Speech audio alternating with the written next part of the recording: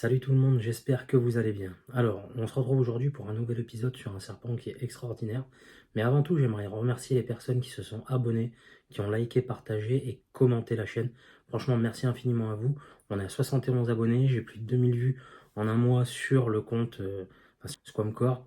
Merci beaucoup. Si jamais vous n'êtes pas abonné et que le contenu vous plaît, je vous le rappelle, vous pouvez vous abonner. C'est totalement gratuit. N'hésitez pas à activer la cloche des notifications pour être tenu au courant de toutes les infos et les nouveautés sur la chaîne, ainsi que tout ce qui va sortir à côté de la chaîne, parce que oui, je suis en train de monter un site internet où vous pourrez retrouver les scripts de toutes les vidéos. Alors, comme vous avez pu voir dans le titre, aujourd'hui on va parler d'un serpent mi-ange, mi-démon. Je parle du genre Daboia. Daboia a été décrit en 1840 par Gray, et ce genre comprend 4 espèces que je vous présenterai brièvement à la fin de la vidéo. Les Daboia sont des serpents qui font partie de la famille des Viperidae et de la sous-famille des Viperinés. Je suis sûr qu'il y en a beaucoup parmi vous qui ont déjà entendu parler de Daboia, mais peut-être sous le nom, on va dire, commun. Le Daboia le plus connu, c'est la vipère de Russell, Daboia russelli, qu'on va pouvoir retrouver en Inde.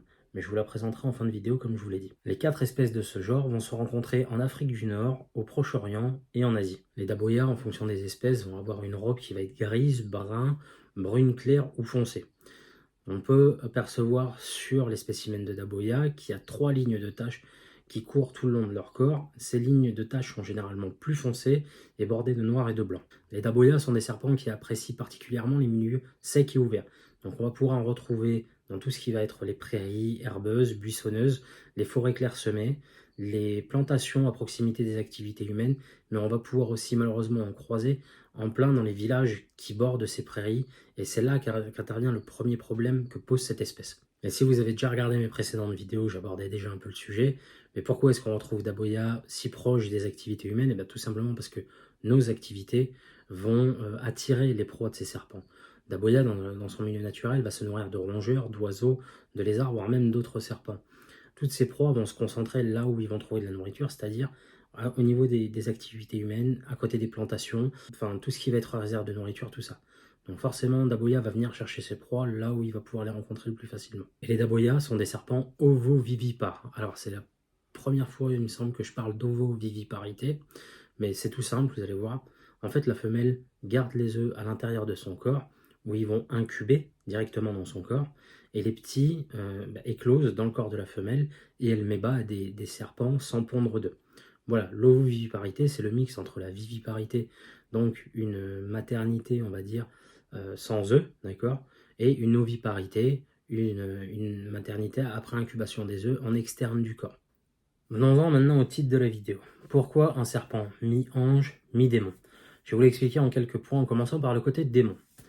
Dans le milieu herpéto et dans le milieu terrario, Daboia est reconnu pour être un serpent imprévisible.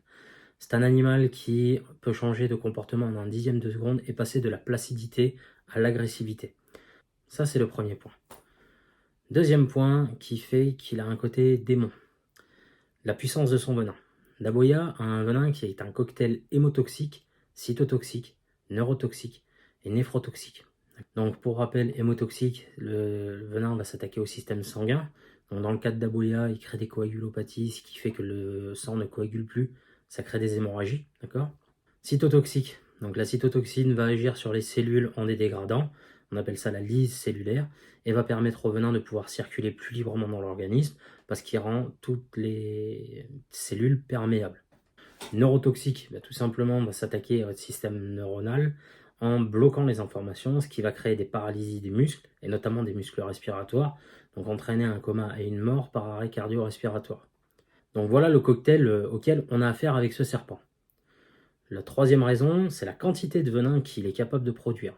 On estime que Daboia est capable de produire entre 150 et 250 mg de venin par morsure, ce qui en fait un des serpents qui produit le plus de venin sur la planète. En premier de la liste, on va avoir Ophiophagus sana et Bitis gabonica avec 400 à 600 mg de venin produit. Derrière, vous allez avoir Botrops asper avec 400 à 450 mg de venin produit. On va avoir ensuite Lachesis muta qui va être aux alentours des 300 mg.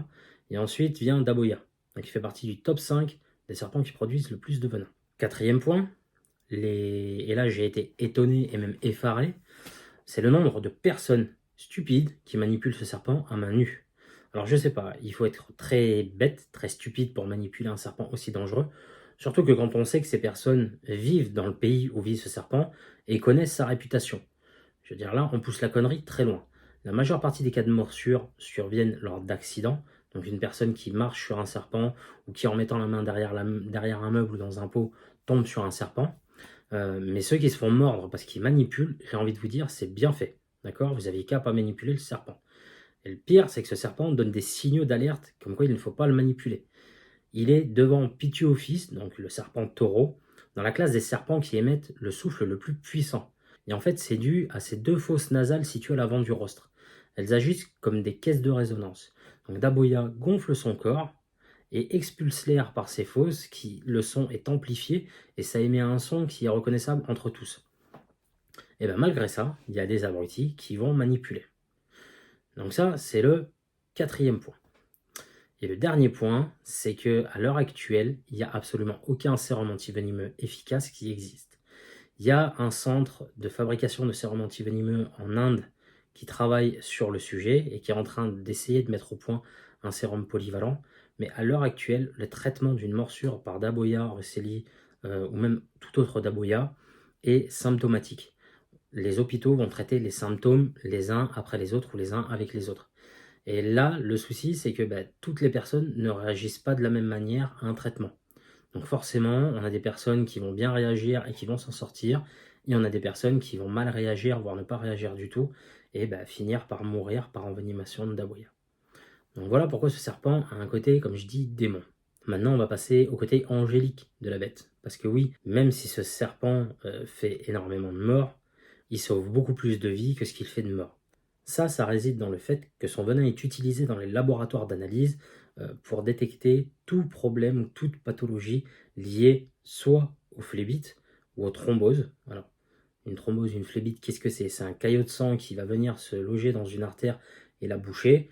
Et le souci avec ce caillot, c'est qu'il peut remonter jusqu'à l'artère pulmonaire, le boucher, et du coup, votre organisme n'est plus oxygéné et vous faites ce qu'on appelle une embolie pulmonaire. On peut en mourir.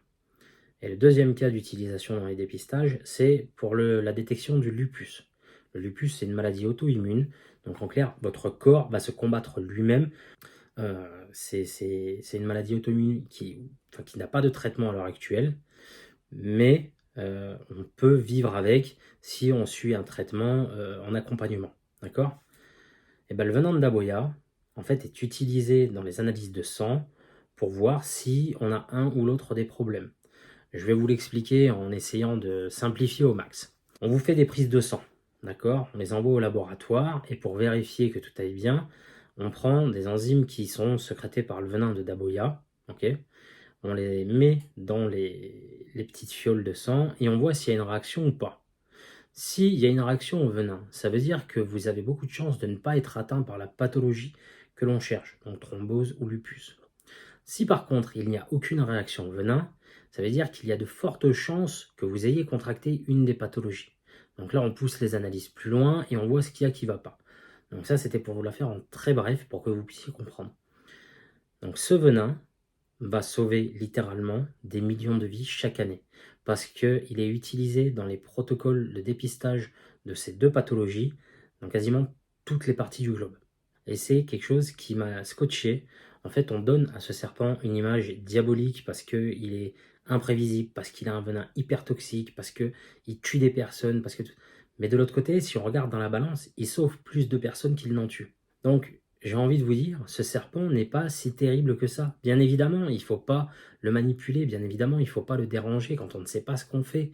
Et même, que ce soit Daboya ou une autre espèce, un serpent dans la nature, on le laisse tranquille. Il demande qu'à vivre sereinement, donc on lui fout la paix. Et si on poussait un petit peu plus, nous personnellement, les recherches, il y a beaucoup d'espèces qui seraient dédiabolisées et on apprendrait plein de choses magnifiques sur ces espèces. Donc pour moi, Daboya n'est pas un serpent démoniaque, non, loin de là. C'est pas un serpent, un tueur invétéré, quelque chose qui va vous sauter à la gorge. Non, loin de là. Daboya est un serpent qui sauve des vies. Et ça, faut le prendre en considération. J'allais oublier. Mais comme je vous le donne dans toutes les vidéos, je vous le donne aussi. Pour Daboya Russeli, j'ai trouvé des chiffres de DL50 de 0,30 à 0,40 mg par kilo. Ça veut dire qu'il a un venin qui est un peu moins toxique que celui du mamba qui a 0,25 mg par kilo, mais beaucoup plus toxique que le Cobra Royal qui a un venin qui est à 1,25 mg par kilo. Et c'est pour ça que je comprends pas pourquoi est-ce qu'il y a autant de personnes qui s'amusent à faire du free handling avec. et à les manipuler alors qu'elles présentent quand même un sacré risque. Et pour une fois, on a affaire à un serpent qui est apparu dans un roman qui est quand même assez connu, donc à savoir que c'est Le Ruban Moucheté, écrit par Arthur Conan Doyle, et en fait l'arme du crime que recherche Sherlock Holmes dans son enquête est un Daboia Russelli, une vipère de Russell. Ensuite, il a été fait mention de Daboia Russelli par un poète diplomate et homme politique chilien, Pablo Neruda, qui fait référence dans son ouvrage Confessio que he vivido, donc la confession que j'ai vécue, il me semble. En fait, il dit qu'il possédait une mangouste qui tuait tous les cobras qui rentraient dans le village, et du coup, cette mangouste était l'héroïne du village. Et un jour, elle est tombée sur un Daboia Russelli, et là, la mangouste a fait demi-tour, et lui s'est dit en clair, ce serpent-là est plus dangereux que n'importe quel autre serpent, c'est un animal de mort. Allez, on passe à la présentation des 4 espèces. Donc la première, la plus connue, Daboia Russelli, décrit par Shaw et Noder en 1797. Donc oui, Daboia Russelli a été décrit avant le genre, mais rappelez-vous, des fois les genres sont décrits avant les espèces, et vice-versa. Enfin bref, je ne vais pas rentrer là-dedans parce que c'est très compliqué. Donc elle a été nommée en l'honneur du docteur Patrick Russell, qui fut le premier à décrire l'animal. Donc on avait une description de l'animal qui ensuite a été validée beaucoup plus tard. Donc lui, il se rencontre au Pakistan, en Inde, au Sri Lanka et au Bangladesh. Au niveau du biotope, c'est un serpent qui va favoriser, comme je vous disais, des milieux plutôt secs et ouverts, mais qui n'hésitera pas à traverser les cours d'eau. Lui, des 4 espèces, c'est celui qui a la plus forte tendance à vivre proche de l'homme. Et c'est celui qui pose le plus de problèmes actuellement. Il peut mesurer jusqu'à 1,70 m, sa coloration va d'un jaune foncé au brun clair ou brun foncé avec 3 séries de taches qui vont couvrir tout son corps en ligne, d'accord, les taches plus foncées, bordées de noir et de blanc. On estime qu'il est responsable de 40% des morsures de serpents en Inde. Ensuite, on passe à Daboia mauritanica, décrite par Duméry les Biberons en 1848. Donc on va retrouver ce serpent en Afrique du Nord, au Maroc, en Algérie, en Tunisie et au Sahara occidental. La robe de fond est grise, parcourue de taches noires. Ce Daboia peut atteindre une longueur d'1,80 m. J'ai pas trouvé de photo de spécimen d'1,80 m, mais ça doit être impressionnant. Il serait responsable de plus de la moitié des envenimations au Maroc. C'est pas mal, hein? On est vraiment sur des espèces qui envoient du très lourd. Daboia palestinae, décrit par Werner en 1938. Nom donné en raison de sa découverte en Palestine. Cette espèce se rencontre en Syrie, en Israël, au Liban et en Jordanie. Mesure de 70 cm à 1,30 m maximum. Il a une couleur de robe marron ou beige avec des taches en forme de zigzag plus foncées sur la longueur de son corps. Et le dernier, Daboia siamensis, décrit par Smith en 1917. Donc lui, c'est une sous-espèce qui a été élevée au rang d'espèce suite à des analyses ADN, donc c'est très intéressant, parce qu'on pensait au début que c'était une sous-espèce de Daboia russelli. Son nom lui a été donné en référence au lieu de sa découverte au Siam. Lui, il se rencontre en Birmanie, en Thaïlande, au Cambodge, en République de Chine, en Taïwan, au Vietnam, en Indonésie, sur les îles Flores, à Java, Komodo et Lembato.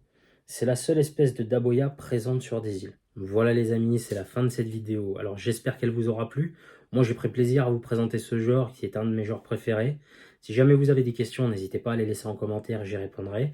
Et si vous voulez liker, partager, abonner, ça me fera énormément plaisir et ça nous aidera dans le référencement de la chaîne. Quoi qu'il en soit, je vous prépare d'autres petites vidéos assez sympas sur des genres tout aussi sympas et tout aussi particuliers. Je vous dis à très vite les amis, passez une bonne fin de journée, à plus, ciao ciao.